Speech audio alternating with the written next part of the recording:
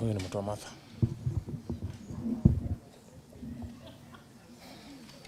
Okay.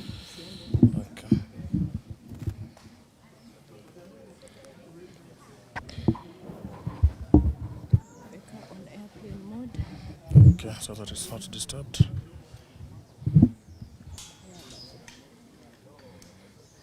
Okay, so.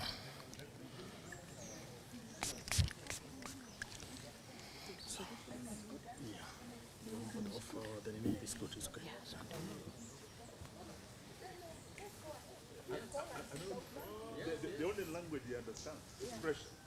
We shall thank him to give the whatever. Yeah, the report. Yeah. Go right ahead. CJ, you can come on this side. Jim, karibu. Vingi. Jim asongea hapa. You have to lower or bring me a stool. Yes, I think you can move a bit. CJ. No, it's okay. I'm still. Yeah. Good afternoon. Are we ready? Okay, thank you. This is a statement by all of us.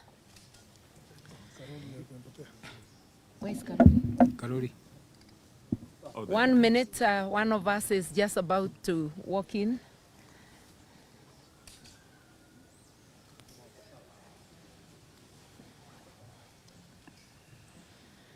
This is a call to action on electoral violence in Kenya. The escalating incidents of political violence witnessed in different parts of Kenya can no longer be dismissed as isolated confrontations between rival political supporters. Taken together, they reveal a disturbing pattern that raises fundamental questions about the neutrality of our security institutions, the protection of constitutional freedoms, and ultimately, whether Kenya is being adequately prepared for a peaceful, free, and credible general election in 2027.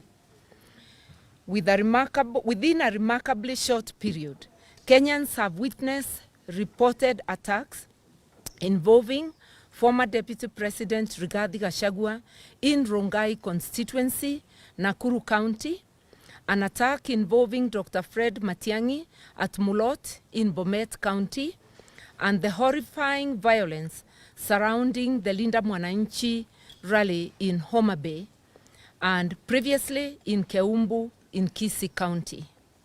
These incidents require independent investigations.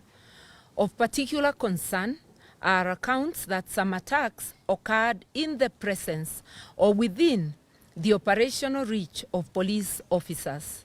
The government must explain how organized groups of armed civilians can repeatedly mobilize, move openly, attack political leaders, journalists, citizens, and even police officers, and apparently operate with such confidence.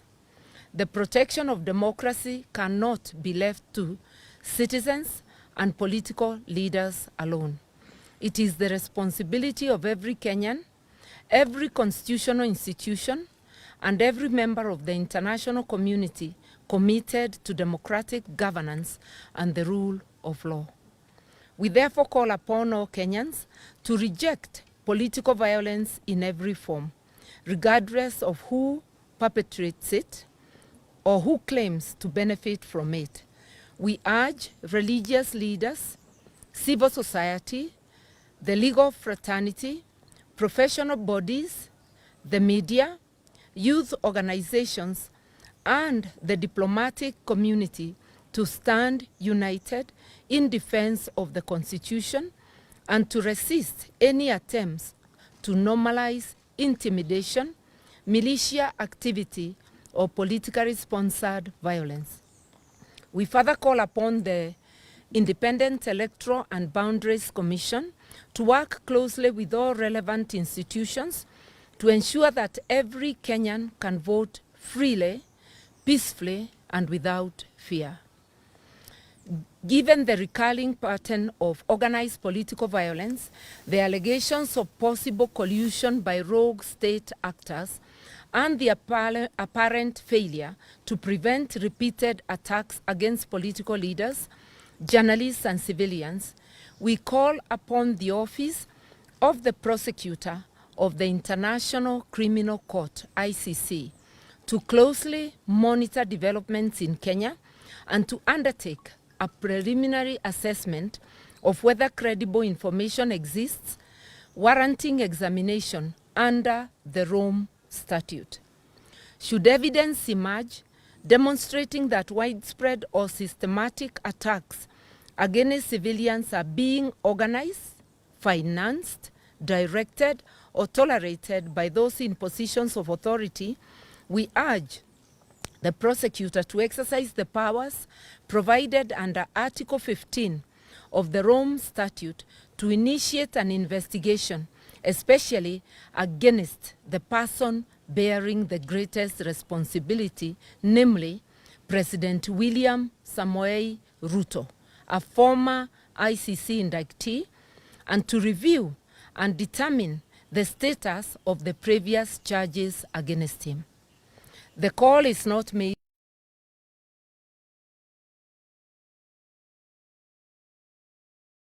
of any individual. It is made because accountability is one of the strongest deterrents against political violence, and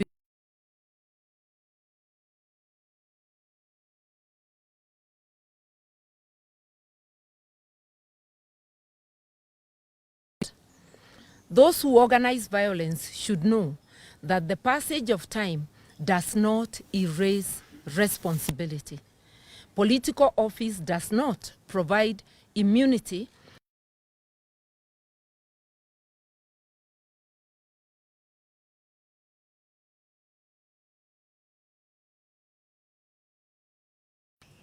no Kenyan should lose life, their liberty, or their property because of politics. No journalist should fear death for carrying a camera. No police officer should be forced to choose between the Constitution and political interests.